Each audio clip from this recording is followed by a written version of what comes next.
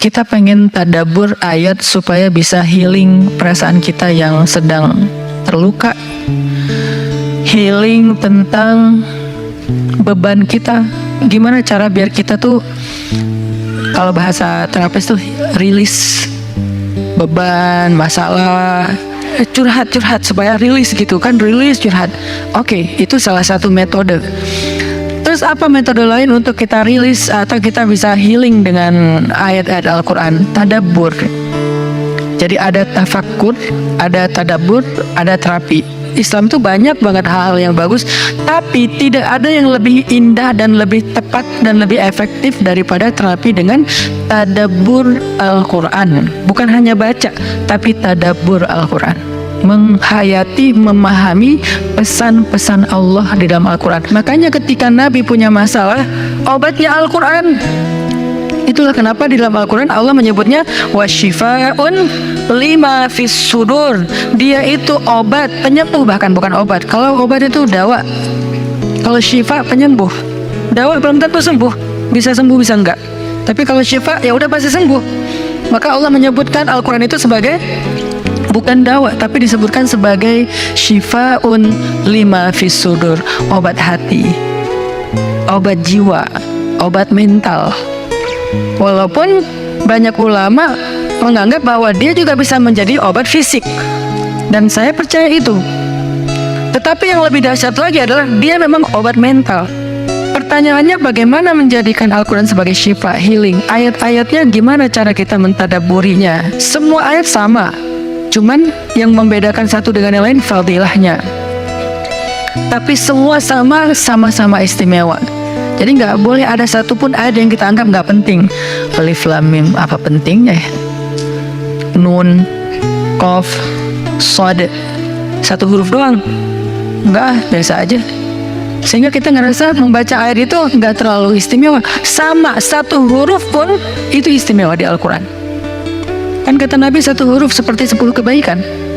Jadi kalau kita baca Nun, udah aja, alhamdulillah udah ngaji. 10 kebaikan loh itu. Tapi kalau udah tahu 10 kebaikan, ngapain satu huruf? Udah aja wal qalami wa ma yasturun, lanjut dong. Udah tahu tuh 10 kebaikan cuma satu huruf, sayang banget ya, kan ada waktu. Dan ketika membacanya, jangan target saya harus cari waktu yang tepat nih buat baca Quran biar khatam 1 juz. Jangan cari waktu yang tepat, susah. Lama-lama sampai malam akhirnya nggak kebaca. Asal ada waktu baca aja dulu, dapat setengah halaman, dapat 2 baris, dapat 1 baris, pokoknya baca aja dulu. Jadi tadabbur, cara untuk bisa menjadikan Al-Quran sebagai syifa, tadabbur. Bagaimana dulu Nabi, sahabat, orang-orang solih mentadabburi Al-Quran? Yang pertama adalah mereka membaca Al-Quran secara tematik, supaya kita dapat sesuai dengan problem kita, masalah kita, hajat kita. Tematik. Lagi ada masalah apa kita? Karena ayat Al-Quran turun kepada Nabi pun secara tematik, secara kontekstual. Apa yang dialami Nabi, itulah ayatnya. Al-Quran tidak turun sekaligus kepada Nabi, turun sekaligusnya itu di Lauhul Mahfuz. Lalu sampai kepada Nabi berangsur-angsur selama 23 tahun. Kenapa berangsur-angsur, Ustaz? Dan kenapa nggak urut? Turunnya yang pertama adalah Al-Fatihah dan Al-Alaq. Kenapa sekarang Al-Fatihah lalu Al-Baqarah?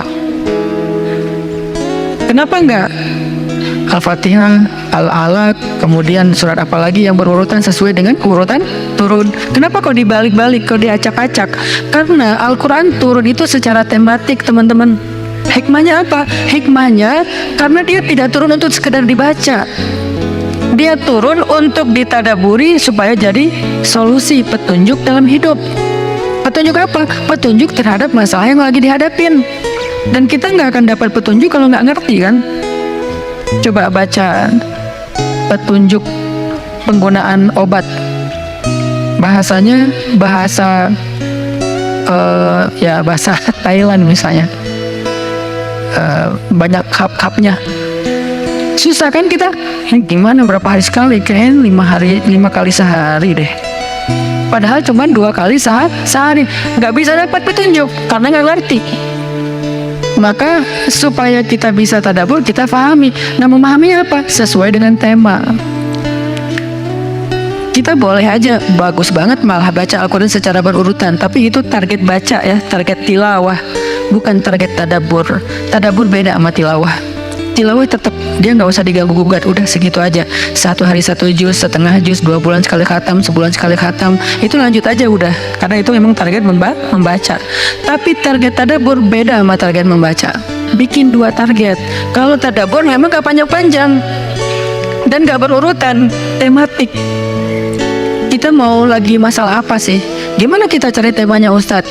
1, bisa nyari ke Simbah Google, ayat tentang, klik keluar. Buat kita yang mungkin kita sama nih dengan saya, masih sama-sama belajar, paling gampang tadi nanya aja ke Google, pakai aja indeks. Atau cara yang lebih, ini kalau mau, saya beberapa kali nyoba soalnya, kalau mau bukan ngetes ya, kalau mau agak sedikit lebih apa ya, seru nih, agak lebih seru. Tapi kalau belum berhasil jangan salahin saya ya. Kalau agak lebih seru nih, saya suka gini, pegang Quran, lagi ada masalah nih, Bismillah, ayatnya pas, wah ini saya banget nih, bisa kayak gitu juga metodenya. Jadi kayak minta dibimbing sama Allah aja gitu. Tapi kadang-kadang dapat ayatnya tuh nggak sesuai tema saya, Ustaz, kata kita.